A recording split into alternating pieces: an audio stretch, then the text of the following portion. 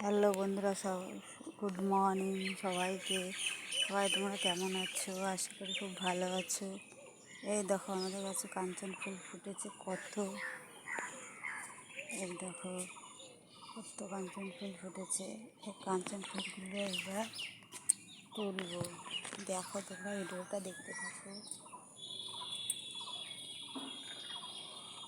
ভিডিওটা যদি ভালো লাগে একটা লাইক একটা শেয়ার করে দিও।